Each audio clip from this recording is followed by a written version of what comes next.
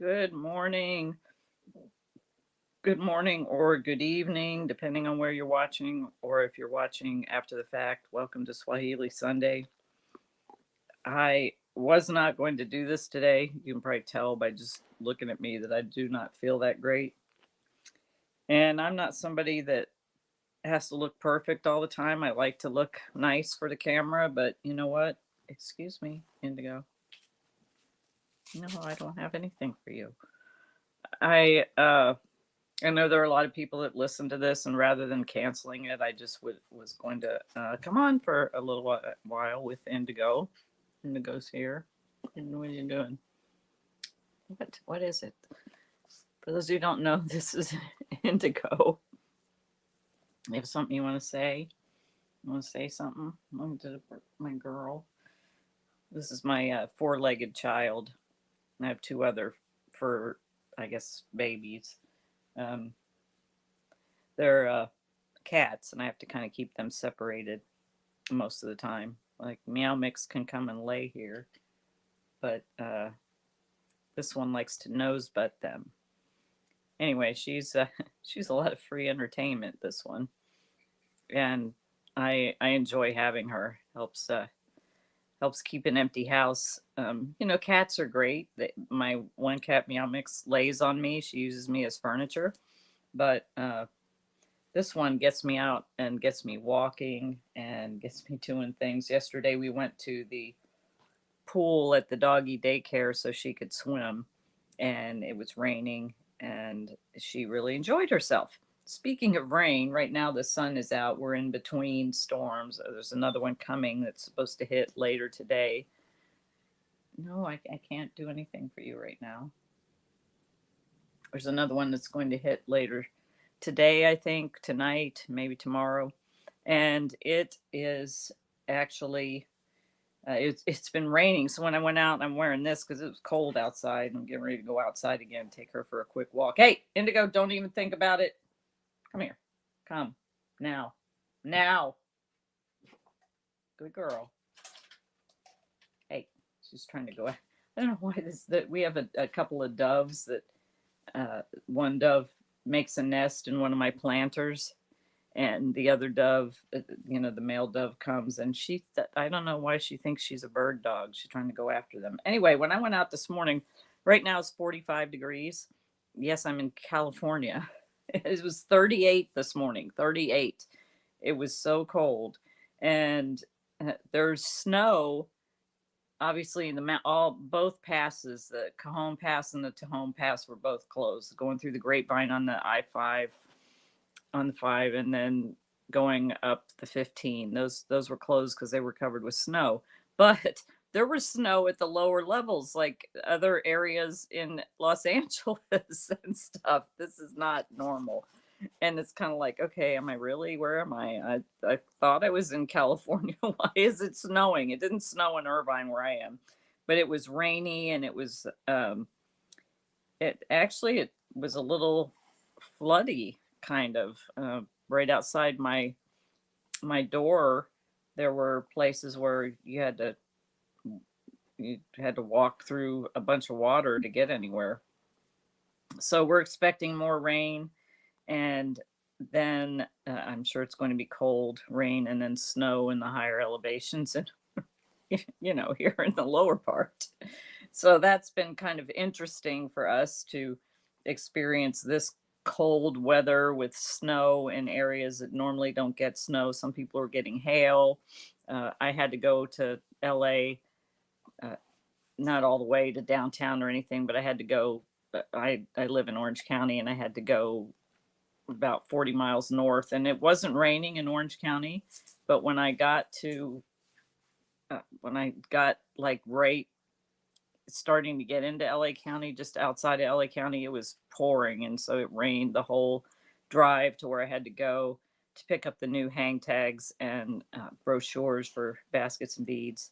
If you didn't see, if you look down on the profile, if you're watching on LinkedIn, I did post it there too, I believe. But we set up our space, we set up our showroom, and we still have to set up the warehouse and go through the inventory because it's a little bit scattered still. But we set up our showroom because we had our first wholesale customer, which was great.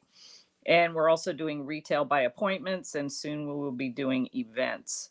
And we'll be working on that this week, figuring out when the grand opening is and when the classes are going to start, and a lot of activity going. If you're not on the newsletter, I will post it on social media, but if you're not on the newsletter, you can send me a message with your email and I'll add you to the newsletter because all those events will be there as well. And then we are on Monday starting to do, I need to post that link actually because I sent it out in the newsletter. On Monday, I'm starting to do Q&A calls and prep for the Kenya trip to get questions answered. And for those who are going to go, to kind of talk it out what we're going to do. The schedule changed again. We have a problem with one of the places we were going to go. And Indigo, you're a silly girl. She always has to be here checking me out. So that I'll post that later today. And if you have any questions about that, that'll be the time to get your questions answered. Or if you can't make that and you have questions, you can send me a message or an email at eldana@basketsandbeatskenya.com. All right, what did I want to talk about today? I've shared before about the fact that rejection is never personal. It's not about you. This is part of the ask for exactly what I want strategy and think like a negotiator. A lot of people don't ask for things because they fear that they're going to get rejected. And they don't want to hear the no or don't want to try to overcome the no. And then a lot of times people will keep talking so much that it'll overwhelm the other person that the answer will be no. I've done that before. That's why I'm laughing. I did that when I was doing Mary Kay. I was talking so much that I talked the person right out of the sale. And there was somebody else waiting and they had to leave, so they didn't get anything either. I learned a valuable lesson there. The thing about rejection is you have to give somebody an opportunity when you're sharing something to process what they're saying or what you're saying. You can't expect them to have an answer, and if they don't, you have to keep talking to get them to give you an affirmative answer. That's the important part of simply asking a question and sitting quietly and waiting for an answer. That's where the stop talking strategy and think like a negotiator comes in. You have to put the question out there, put the request out there, and then stop talking. Well, what about things that you apply for that you get rejected for? I have applied for a certain grant so many times and I've been rejected every time. And they never tell you why. And I don't understand it. And do I keep applying or do I not? I don't know. You have to decide on those things for yourself. But the thing is, rejection's never personal, but also rejection isn't always permanent. It might not be permanent. You might be able to get something turned around. There was one event that I wanted to be a speaker. I knew that I had great content. It was a women's business event, and for whatever reason, the person that was coordinating just would not have anything to do with me. She kept rejecting me again and again and again, and I thought, gosh, women in business need negotiation skills. Maybe I was a little too overzealous with my approach. I don't know. But actually, one time after I'd let a lot of time go by, somebody was like, "Oh, your content," because I was speaking at another event and the same organizer was there. And they're, "Oh, your content would be great for this event." And we started talking, and I'm like, I probably shouldn't have said this because she didn't remember me. My name is so unusual that I think that, okay, maybe she just didn't process my name. But I said, "Oh, do you remember me? I wrote a book called Think Like a Negotiator, and I had wanted to speak there before." She turned around and walked off. Whoa. Okay, how's that for rejection? Bam, right in your face. Wow. Ouch, that hurt. But she ended up not being the organizer any longer, and somebody else was, who totally believed in what I was doing and gave me an opportunity to speak at that event. And what ended up happening, it was the most highly attended event they had ever had to date. It sold out and more people wanted to come, so they brought in more more. Wasn't any breakfast for them, but they brought in more tables and chairs for them to sit and listen. The place was packed. So sometimes perseverance is good, and that rejection may not be permanent. Sometimes you can wait the person out, or sometimes things happen and things change. I was rejected last year for a program to attend, and because I didn't make enough money. I still don't make enough money to attend that event. I mean, COVID nearly wiped us out, and we're still working on recovery from that to try to get it out of a hobby level business. And this year I was approved. So you never know. You don't. The problem is we often give up. We get rejected and we give up, or we don't ask because we fear rejection.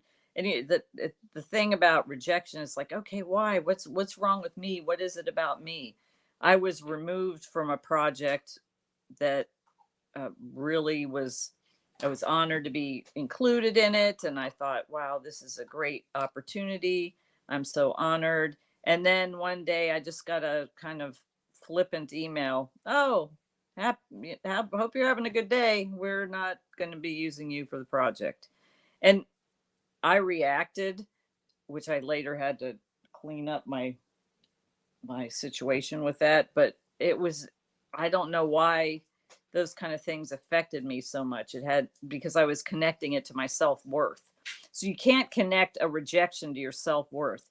It's not about you. It's something about them. Either they don't have enough space, or they don't have enough information, or they don't have enough time, or they don't have enough whatever to include you, or maybe they've gotten the wrong impression of you that you'll then have to do some repair on.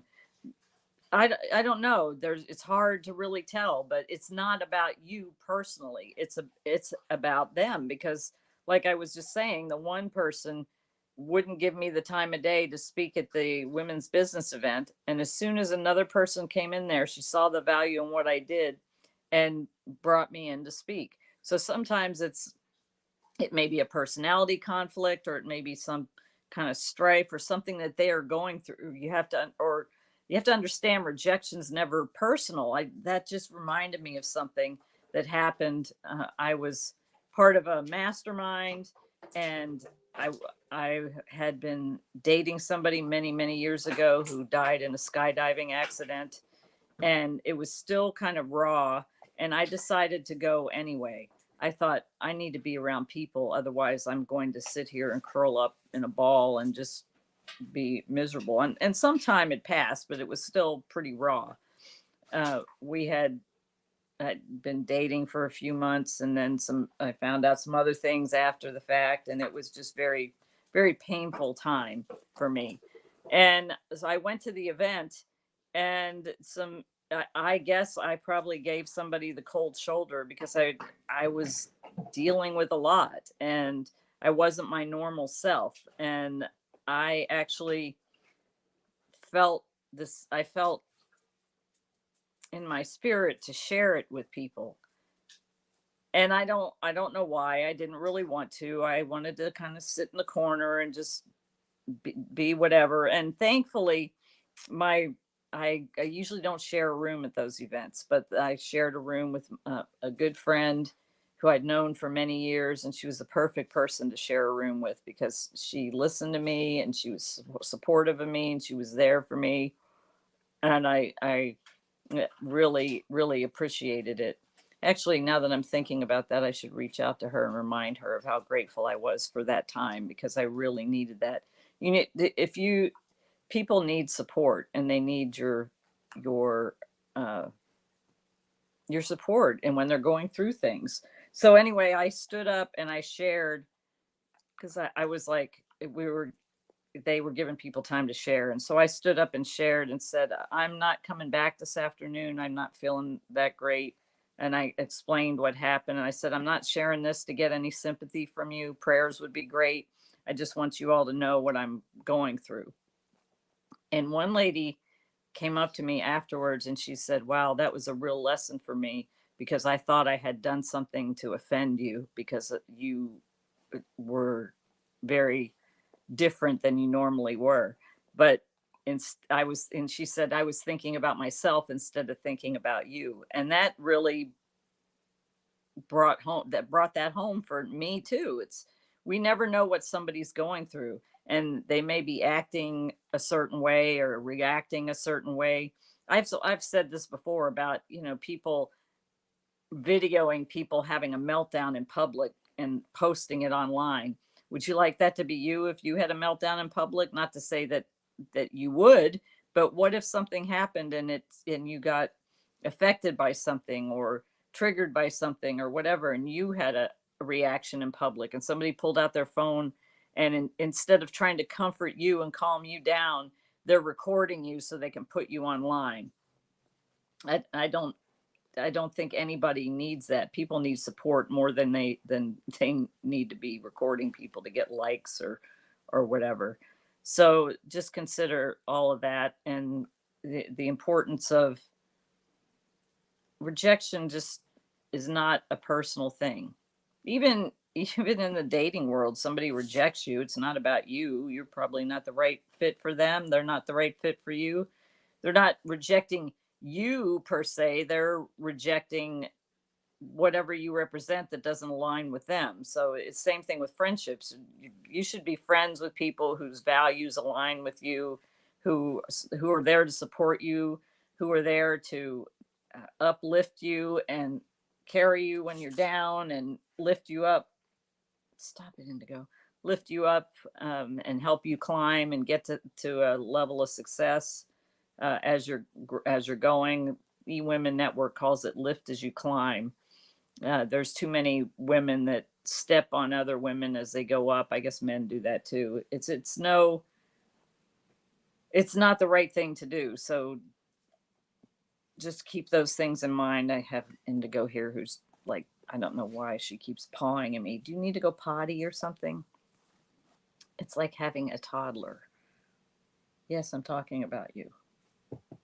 Come here. Just get up here. Um, anyway, yes, here she is. I don't know what her deal is. Okay, babies. Okay. All right. Okay. Say hi, Indigo. All right. All right, everybody. That's what I wanted to share today. I'm going to go try to get myself on the right path for the rest of the day, and I hope you have a fantastic and wonderful day. Don't forget, join us for B&B Live on Thursday from our new studio. Soon we will be inviting people to be part of the studio audience if you so desire on Thursdays. We may change that. We may bump that up half an hour because our schedules are kind of tight to be starting at 5. We may start at 5:30 Pacific. Also tomorrow, I will post this later, the link for the webinar for asking any questions about the Kenya trip. And keep an eye out for more things from Baskets and Beads. I appreciate your support. I appreciate your belief, and we will talk to you soon. Nakupenda.